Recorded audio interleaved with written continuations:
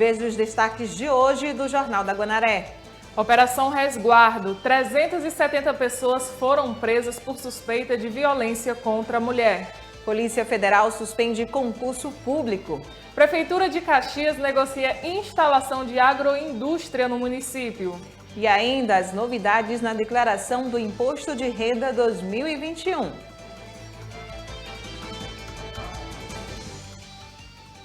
Sexta-feira, 12 de março de 2021, o Jornal da Guanaré está no ar.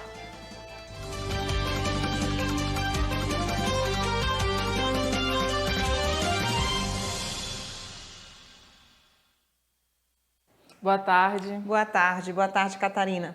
A gente inicia o nosso Jornal da Guanaré de hoje falando mais uma realização da Operação Cidade Segura. O 2º Batalhão de Polícia Militar realizou a prisão de um homem por porte ilegal de arma de fogo durante essa operação em Caxias. A prisão aconteceu no centro da cidade. O conduzido e os materiais apreendidos foram apresentados na Delegacia de Polícia Civil do nosso município. E as providências já estão sendo realizadas. Segundo o Major Ricardo, com esta ação, a Polícia Militar contabiliza 51 armas de fogo apreendidas na área do 2º BPM somente este ano. E a Polícia Civil realizou em todos os estados e no Distrito Federal a Operação Resguardo.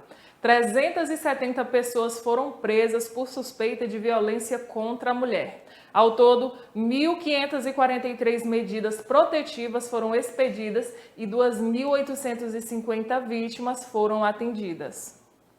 No Maranhão, foram mais de 370 pessoas presas por suspeita de violência contra a mulher, durante a Operação Resguardo, que foi realizada pela Polícia Civil. A operação aconteceu simultaneamente em todos os estados e no Distrito Federal. No decorrer da operação, 47 armas foram apreendidas. Segundo a Secretaria de Estado da Segurança Pública, 1.571 inquéritos foram abertos em todo o estado, com o intuito de investigar casos de violência contra a mulher. Ao todo, 1.543 medidas protetivas foram expedidas e 2.850 vítimas foram atendidas. Em Caxias foram 7 prisões. O delegado regional Alcides Martins detalha em quais situações a polícia atuou. Questões de ameaça de ex-companheiros a companheiros, questão também de estupro de vulnerável. Esses mandados de prisão foram sendo construídos ao longo do tempo, após representações da doutora Marília, e foram presos no curso dessa Operação Resguardo aqui no município de Caxias 7 pessoas por diversos crimes, desde de feminicídio propriamente. Eu falo de representações anteriores, não foram de investigações recentes. Também situações relacionadas à violência doméstica, a ameaça, difamações, e também estupro de vulnerável. Aí essas prisões compõem o âmbito dessa operação. No último dia 3 de março, em Caxias, no bairro Lis Castro, um homem de 34 anos foi preso acusado de estupro de vulnerável, crime ocorrido ainda em 2017. No mesmo dia, no bairro Volta Redonda, em Caxias, foi preso um homem acusado de praticar homicídio por motivo fútil no município de Timon, ainda em 2011. No dia 4 de março, 2 homens, um de 25 e outro de 28 anos, foram presos, um na Vila Alecrim e outro no bairro São Pedro. No último dia 5 de março, um rapaz de 24 anos foi preso no conjunto Mutirão, em Aldeias Altas, acusado de estupro de vulnerável. Após formalizações legais, os presos foram encaminhados para a Unidade Prisional de Ressocialização de Caxias. E o desemprego bateu um recorde histórico no Brasil. As maiores taxas médias de 2020 foram registradas no Nordeste. A taxa média anual de desemprego no país no ano passado foi a maior da série histórica.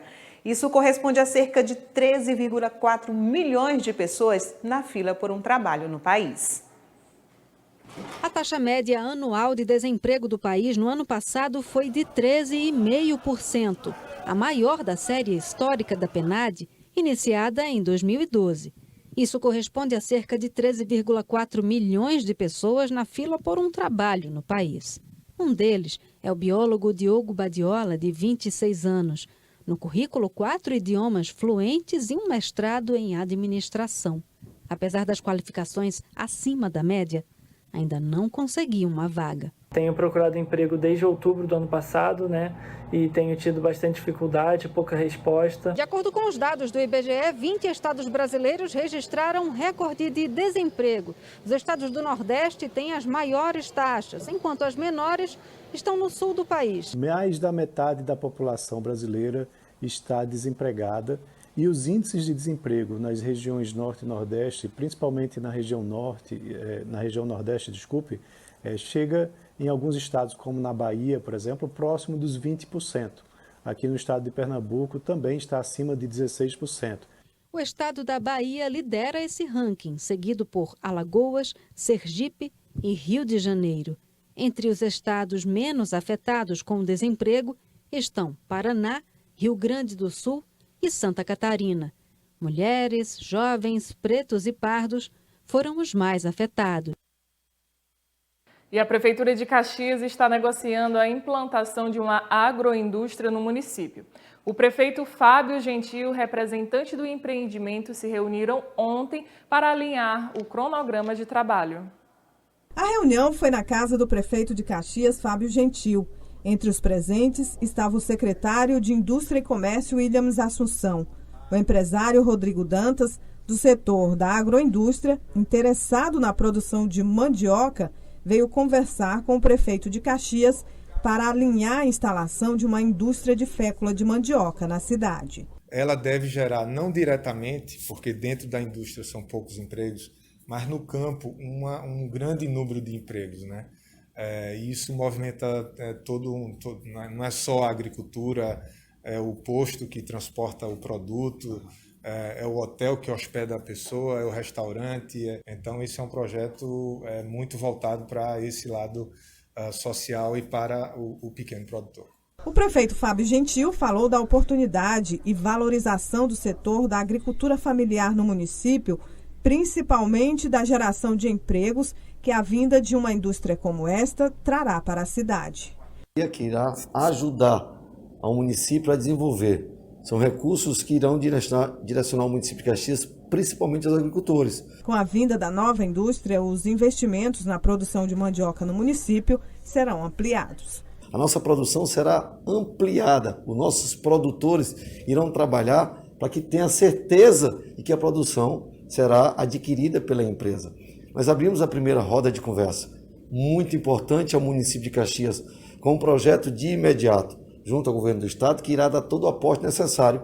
E os empreendedores já querem de imediato começar a verificar a área que irão implantar uma grande indústria e também, bem como, conversar com os agricultores o mais rápido possível, para que eles possam se preparar, para que já próximo ano a gente já tenha a utilização da fécula o mais rápido possível. O concurso que abriu 1.500 vagas para a Polícia Federal foi adiado por conta da pandemia do novo coronavírus. Os exames estavam previstos para o dia 21 de março. Julimar Silva. Nós falamos aqui da Polícia Federal que inclusive estava marcado um concurso para as pessoas que vão ingressar na instituição, principalmente escrivães, agentes, delegados, papiloscopistas. Todos estavam preparados já para a realização das provas, que seria agora dia 21 de março. Porém, a banca, que é organizadora do certame, resolveu adiar. A banca é o Centro Brasileiro de Pesquisa e Avaliação e Seleção e Promoção de Eventos, que é SEBRASP. Ela veio a público nesta quinta-feira para divulgar que este concurso, que vai selecionar 1.500 pessoas, concurso da Polícia Federal, está adiado. E a próxima data prevista, mais provável, é 23 de maio. Mas até lá, as informações serão publicadas no Diário Oficial da União para que os concurseiros possam acompanhar de verdade como é que vai se dar todo esse processo. Lembrando que os salários pagos para essas categorias que os postulantes estão disputando variam de R$ 12.522 a R$ 23.692. Paga bem a Polícia Federal. Então, a informação é de que o concurso que estava marcado para agora, dia 21 de março, foi transferido e a próxima data provável é 23 de maio. Outras informações você pode também acessar no www.sebrasp.org.br/concursos.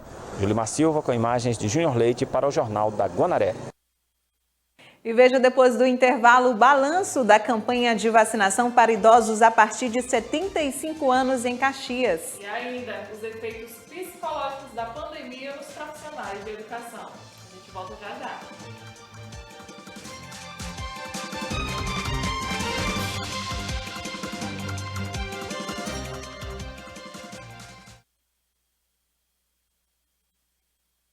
Estamos de volta com o Jornal da Guanaré, em Caxias, 12 horas e mais 17 minutos. E agora eu vou mostrar para vocês as últimas informações do boletim epidemiológico aqui em Caxias. Confirmados já somam 7.256, testes rápidos realizados pelo município, 38.135, internações nas redes hospitalares, tanto no hospital do município quanto os leitos do estado, já somam 49. Pacientes recuperados, 6.790 e, infelizmente, óbitos, 149 óbitos registrados pelo coronavírus aqui no nosso município. Agora nós vamos ver a quantidade das vacinas aplicadas e recebidas. Doses recebidas, 13.112 e as doses aplicadas já somam 11.063. Segundo dados da Secretaria de Estado da Saúde, o estado chegou a 226.172 casos do novo coronavírus confirmados. De óbitos, infelizmente, já atingimos a marca de 5.413. Nas últimas 24 horas, 34 maranhenses perderam a batalha pelo novo coronavírus. Soyara. Obrigada, Catarina, pelas informações. E olha só, Catarina, continua a campanha de vacinação para idosos a partir de 75 anos em Caxias. Com a mudança de público-alvo, a movimentação tem sido intensa no ginásio. Continua a vacinação aqui no ginásio João Castelo para a Covid-19. Agora o público é a partir de 75 anos para cima. A semana passada estavam sendo vacinados os idosos a partir de 80 anos. E também, simultaneamente, está sendo feita a vacinação da segunda dose de quem já havia sido vacinado anteriormente. Com a mudança da faixa etária, o fluxo aqui aumentou consideravelmente, quase 80%. As pessoas estão vindo de carro, como sempre, é sistema de drive-thru, o idoso fica no carro e é vacinado lá. É preciso que com o fluxo maior, as pessoas tenham mais cuidado e atenção para obedecer à ordem. Tem um pessoal aqui da Guarda Municipal ordenando os veículos, ordenando a situação aqui para a vacinação da Covid-19. Eu vou conversar com a Maria. Ela é uma das responsáveis aqui pela vacinação, ela é enfermeira, ela vai falar para a gente como é que está a situação e como é que as pessoas devem se comportar, que agora está muito mais movimentado, né, Maria? Sim, a gente está com esse polo de vacinação e eu pude observar desde a semana passada, com a diferença de faixa etária, a mudança de faixa etária, que houve um fluxo maior, como você disse, teve um aumento sim de 80%, né? Mas graças a Deus está dando tudo certo, a gente está conseguindo vacinar todo mundo, que está se prontificando a vir e as pessoas também, que os acamados, né? A gente está conseguindo fazer aos pouquinhos. Aí a gente tem o drive-thru, como foi falado, né? A gente tem a vacinação lá dentro também, para as pessoas que conseguem caminhar, os idosos com seus acompanhantes, né? Não, o fim de semana a gente não está funcionando aqui nesse polo. Então, quem tiver o seu idoso a partir dos 75 anos deve trazer para vacinar? Sim, deve trazer. E uma observação, sempre estar atento às informações, porque a gente está sempre mudando as faixas etárias, tá? Para estar vindo fazer e realizar a vacinação. A segunda dose também é feita normalmente aqui, né? Sim, em relação à segunda dose, a gente está vacinando a segunda dose dos profissionais de saúde, a segunda dose de quem já tomou a primeira dose, a gente está vacinando pacientes oncológicos também, né, no caso, de primeira e segunda dose. Muito obrigada, Maria. Então, a dica é que você procure um horário mais tranquilo, mais frio também, para trazer o idoso no começo da manhã ou no fim da tarde, para vacinar, né? E a faixa etária, repetindo, agora é a partir dos 75 anos para cima. Cláudia Brasil com imagens de Antonioni Júnior para o Jornal da Guanaré. E com a pandemia veio também as mudanças radicais de hábitos e a obrigatoriedade de se isolar. Isso tem gerado uma pressão psicológica intensa nas pessoas. E para os profissionais de educação, o jeito foi se adaptar a essas novas mudanças. As mudanças radicais de hábitos e a obrigatoriedade de se isolar, até mesmo de pessoas da família, causaram uma pressão psicológica intensa nas pessoas com a chegada da pandemia. Uma das classes que mais sofreram com essas mudanças foi a dos professores. Eu estou aqui na área externa de uma escola municipal e encontrei com a Maria Eugênia para a gente conversar como é que foi esse momento do começo da pandemia, já que os professores e os profissionais que trabalham com a educação tiveram que mudar completamente a sua maneira de trabalhar. Foi muito complicado. De início, o maior desafio foi a comunicação com a família, porque muitos não tinham acesso à internet, né? Então, nós precisamos criar estratégias para facilitar esse envio de atividades para esses alunos. A Maria Eugênia conta que o medo foi o principal sentimento para os profissionais da educação que se depararam com o desafio de ter de lançar mão de tecnologias para realizar seus trabalhos, sem saber como elas funcionam, pois a maioria não estava preparada. O primeiro momento que essas pessoas sentiram foram medo. Medo de como que a gente ia trabalhar, como que nós íamos fazer esses vídeos se nós não tínhamos essas habilidades. Foi se tentando acalmar, né, para poder produzir essas aulas através do vídeo, através do Google Meet, utilizando vídeos educativos no início, para que a gente pudesse ir conseguindo atuar dessa forma. Então, a casa do professor foi outro desafio, ele teve que levar a sala de aula para dentro da sua casa. A psicóloga Brenda Stephanie atendeu a vários profissionais que tiveram problemas psicológicos por causa dos desafios impostos pela pandemia. Quando nós nos colocamos na educação, nós vemos que tem desafios ainda maiores, principalmente na questão de se reinventar quanto às metodologias, como os usos de recursos e precisar, de certa forma, se colocar em situações em usar videochamadas, aula online. Tudo isso foi desafiador, o que gera, em muitas situações, estresse, gera aquela questão da preocupação, da insatisfação, de pensar que não é capaz e acaba desencadeando, sim, fatores emocionais extremos, como ansiedade, como até mesmo a síndrome de burnout, que nós chamamos, que é do estresse voltado ao trabalho. Então, nós precisamos considerar todas essas variáveis, ter esse olhar holístico em relação ao cuidado dos professores.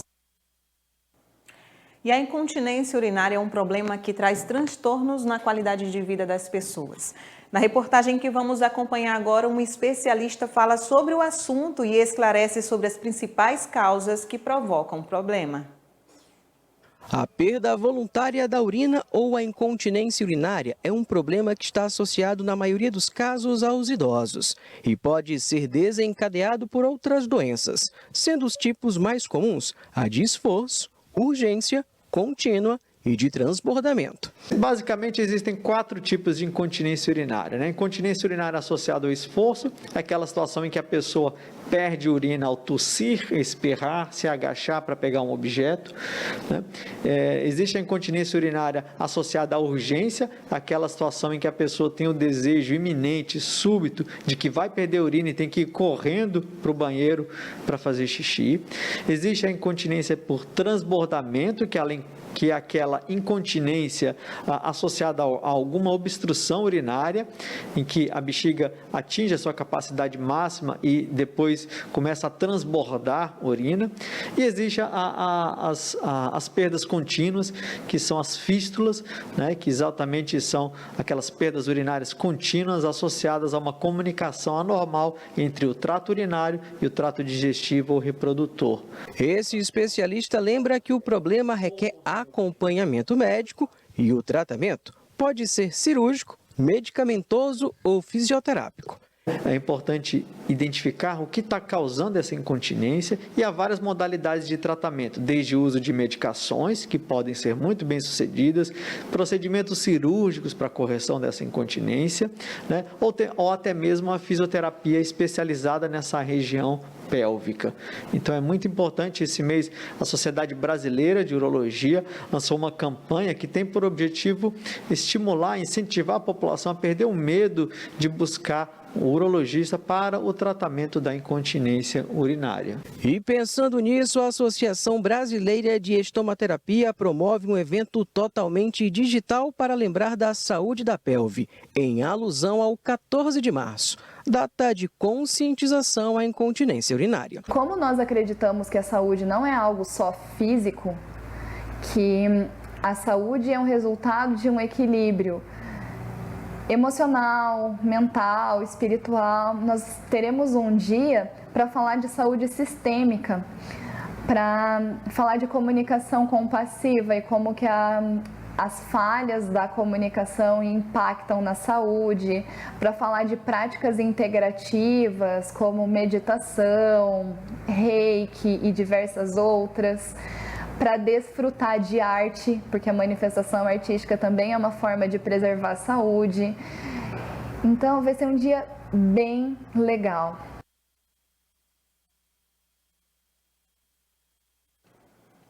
E agora, Sayara, vamos direto com ele, Vanderlei Araújo, que vai trazer as últimas notícias do esporte. Boa tarde, Vanderlei. Boa tarde, Vanderlei. Boa tarde, Sayara. Boa tarde, Catarina.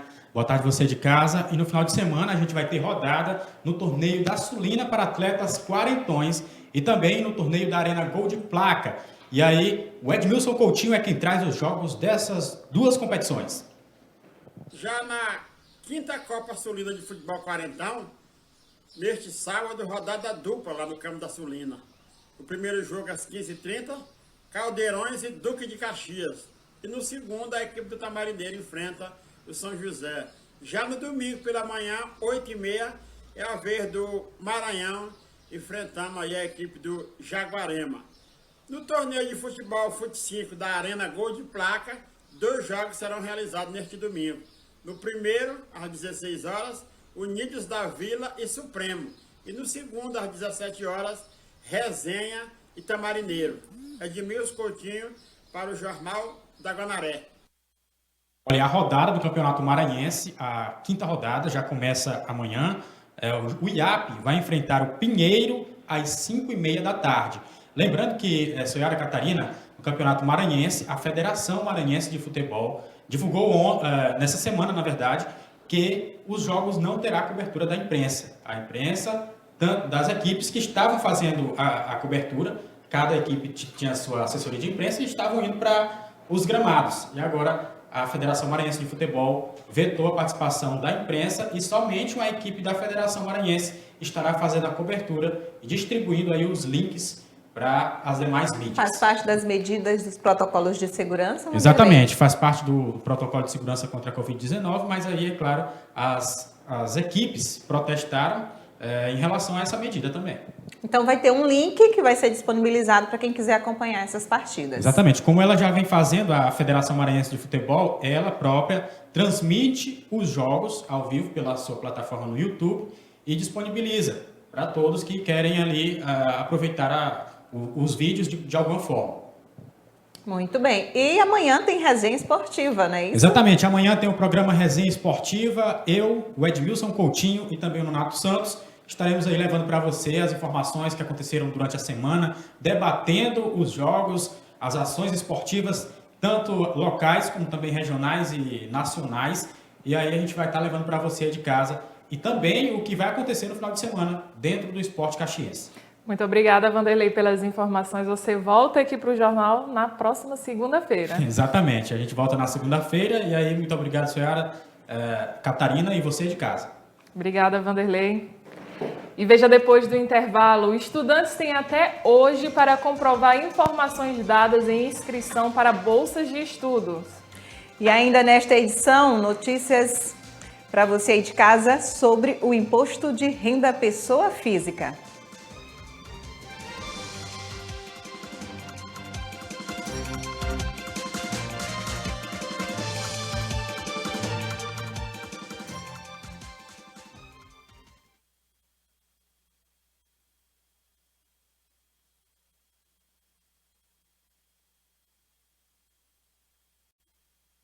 Já estamos de volta, 12 horas e 36 minutos.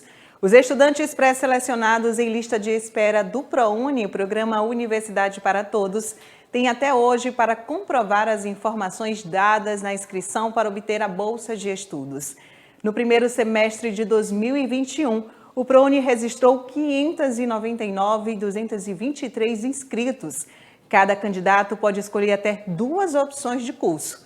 Ao todo, foram ofertadas bolsas do ProUni para 13.117 cursos de graduação em 1.031 instituições privadas de ensino superior em todos os estados e no Distrito Federal. A oferta foi de mais de 162 mil bolsas de estudo. E as inscrições para o Procaf Babaçu, que é o Programa de Compras da Agricultura, já iniciaram e se estendem até o dia 10 de abril. Ao todo, serão investidos mais de R$281 mil nas ações. Nós falamos aqui da Trezidela, em Caxias, para destacar mais um edital que foi lançado pelo governo do estado do Maranhão, dessa vez pela Secretaria de Agricultura Familiar, que vai investir mais de R$281 mil neste edital.